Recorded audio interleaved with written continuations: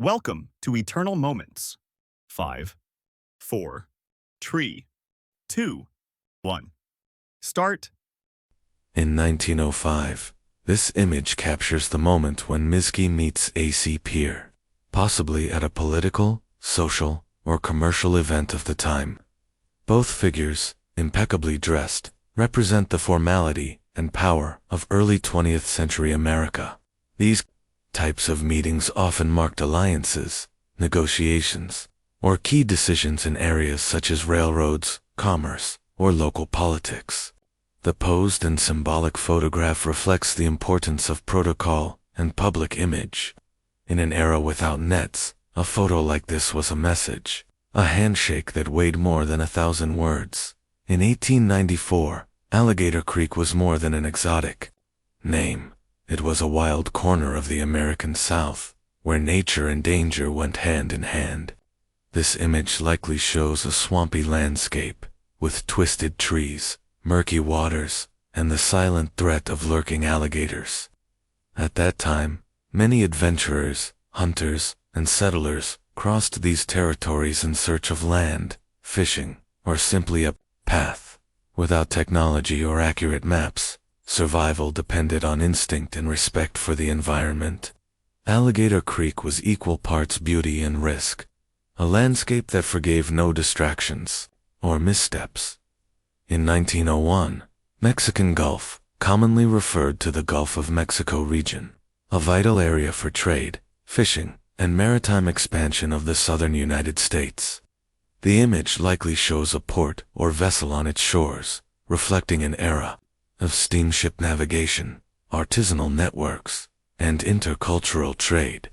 This area connected Mexico, the U.S., and the Caribbean, serving as a crossroads of roots and traditions. The sea, vast and steeped in history, was a source of life as well as storms.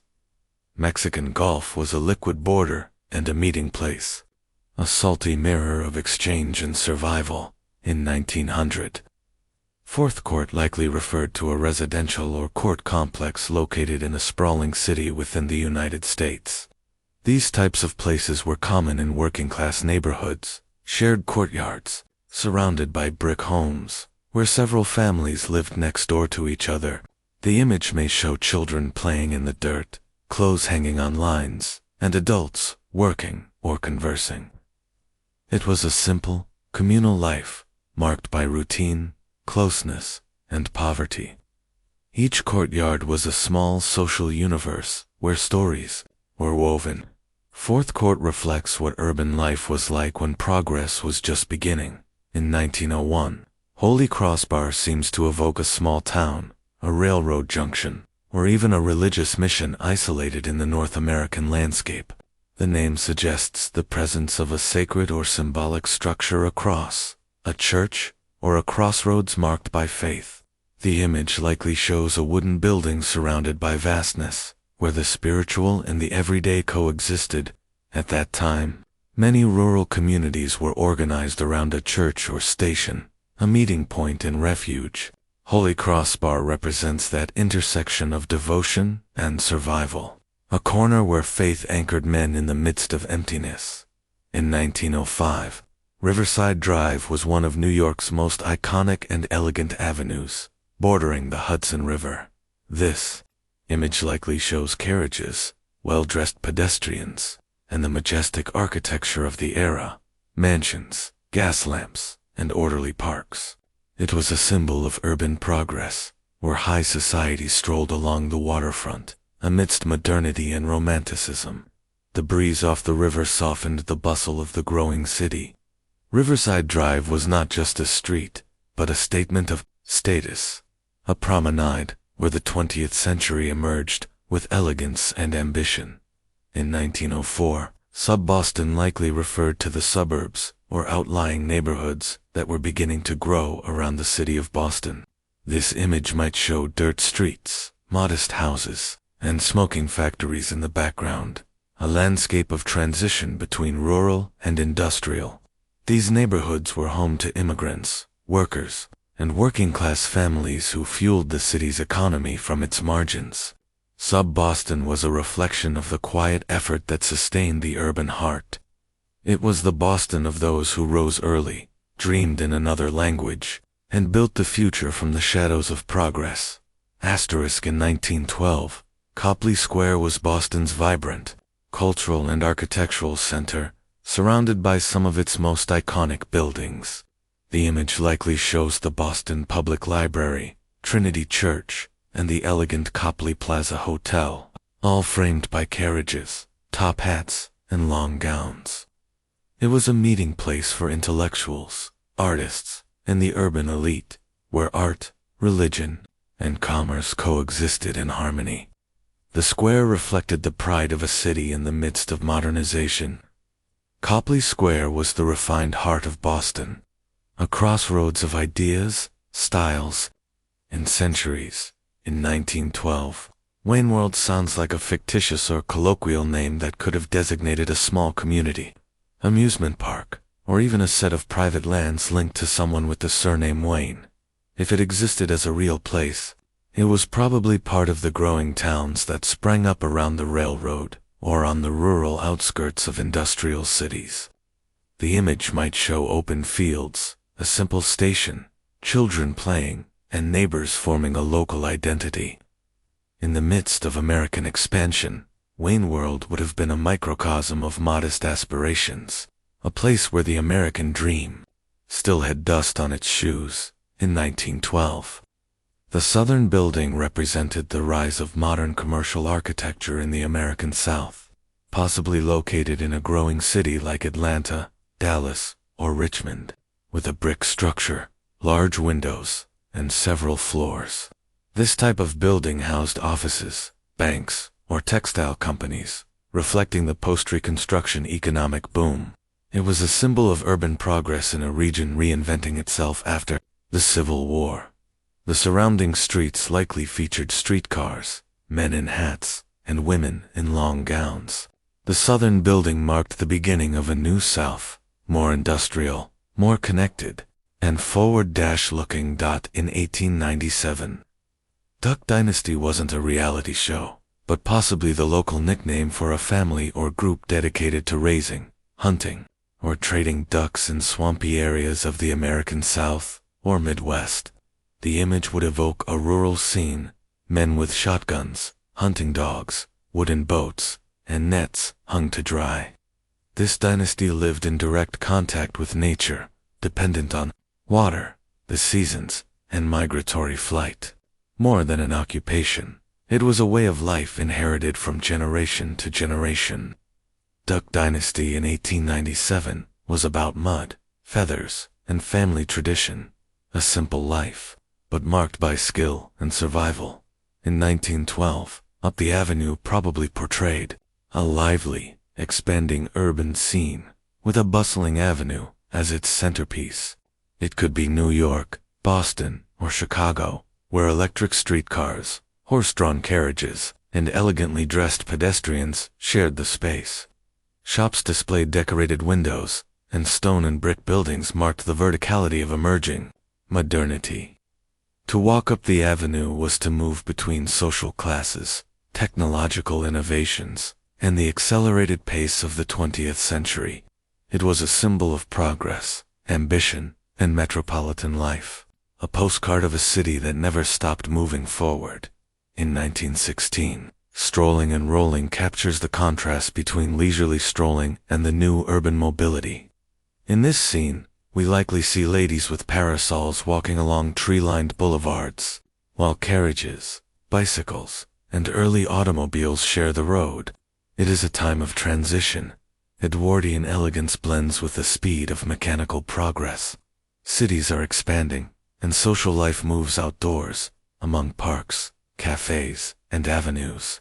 Strolling and Rolling reflects a society that still values the slow pace, but is beginning to turn on its own wheels, a moment between tradition and modern revolution. In 1915, Confederate Relics reflects the surge of interest in preserving or idealizing the vestiges of the Confederate South. Half a century after the Civil War, the image likely shows gray uniforms, faded flags, rusty sabers, and photographs of fallen soldiers, displayed at fairs, local museums, or veterans' reunions. At the height of historical revisionism, many in the South saw these objects as symbols of pride, not defeat. It was a way to keep alive an identity based on memory, myth, and conflict. Confederate relics didn't just showcase history, they fueled still vivid narratives, a collection steeped in nostalgia and controversy. Asterisk in 1905, vitalized air, or gas, likely referred to one of the many inventions and pseudosciences of the progressive era, when electricity, steam, and medicinal gases were hailed as miraculous advances. The image might show a strange device, perhaps a machine for inhaling ionized air or revitalizing gas, supposedly useful for treating fatigue, asthma, or nerves. Many doctors and charlatans promoted these therapies as universal cures. In reality, they mixed nascent science with bold marketing. Vitalized air or gas is symbolic of an era fascinated with the future, even if it didn't always know how it worked. In 1911, China crockery referred to the delicate porcelain tableware imported or made in the Chinese style that adorned elegant homes and high-end shops. The image likely shows shelves filled with plates, cups, and pitchers, finely decorated with floral or exotic motifs, symbols of status and good taste. In an era before plastic and mass production, each piece was valued and cared for. Many families displayed their tableware as an heirloom or a sign of refinement. China crockery represents a time when even the everyday was art, a world where tea was served with ceremony, and porcelain. In 1972, Jean Manford made history by marching alongside her gay son in a New York Pride parade, at a time when doing so was considered a brave and radical act. Her sign read, "Parents of gays, unite in support of our children," and her presence moved many. In the face of a hostile society, Jean became a symbol of unconditional love and the fight for equality. That moment gave rise to PFLAG parents, families, and friends of lesbians and gays, one of the world's leading LGBTQ+ organizations. Her march wasn't just a gesture, it was the beginning of a movement, a mother, a son, and profound change. In 1969, Margaret Hamilton, a software engineer for Project Apollo, poses next to the enormous stack of sheets containing the code she and her team wrote by hand.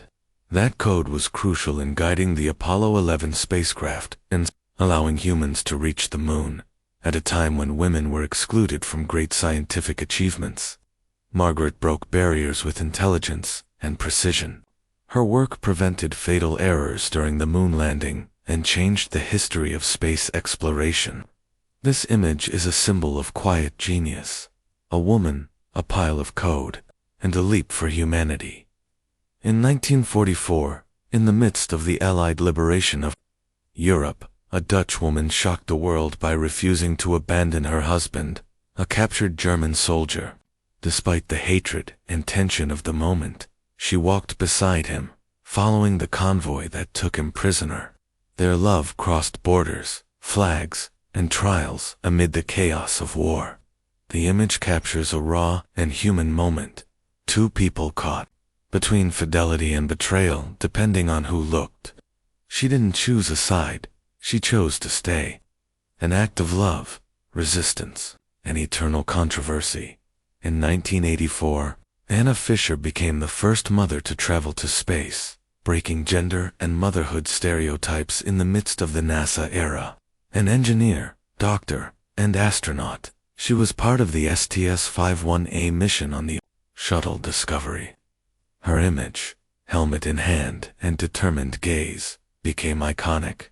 A woman who could raise a daughter and explore the cosmos. Fischer proved that science and motherhood were not opposite worlds. Her flight marked a turning point in female representation in space. A mother, a scientist, and a pioneer among the stars.